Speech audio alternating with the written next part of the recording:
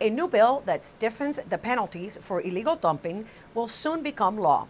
The County Council has unanimously approved the measure, which raises the criminal penalties for littering and illegal dumping. Susan Kennedy has a story. The measure was introduced by council members Nancy Navarro and Craig Rice after both received numerous consistent complaints about illegal dumping throughout their districts.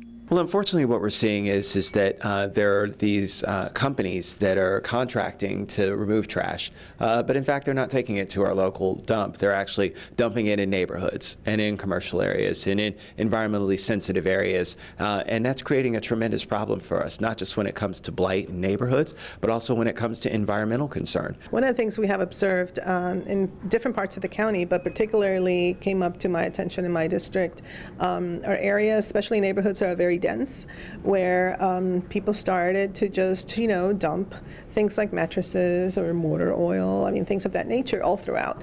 And not only is that, of course, a major hazard in the community, it has an environmental impact that's very negative, and we have actually laws that are against that. In working through the bill, it was discovered that the county's law was not aligned with state law. This new bill gives the county the ability to enforce littering legislation with state-level penalties. If you are caught littering or dumping, you could get a civil fine of $500 for the first time or receive a criminal penalty like jail time. That's right, and we want to make that very clear to folks because we want folks to know that, look, if you're going to participate in this, which we don't think that you should, but you definitely don't want to do this in Montgomery County because we're going to certainly make sure that we're prosecuting you to the fullest extent of the law.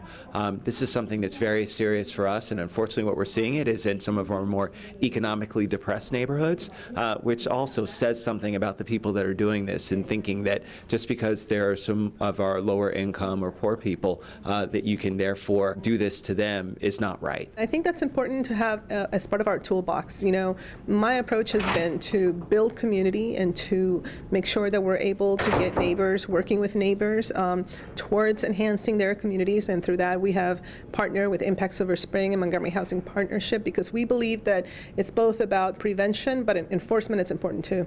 And so this particular bill goes to the issue of enforcement and to give our county those tools and have our code enforcement officers, et cetera, to be able to go out there and make sure people understand that if they don't follow the law, there are these penalties and there are consequences. In Rockville, I'm Susan Kennedy for County Report This Week.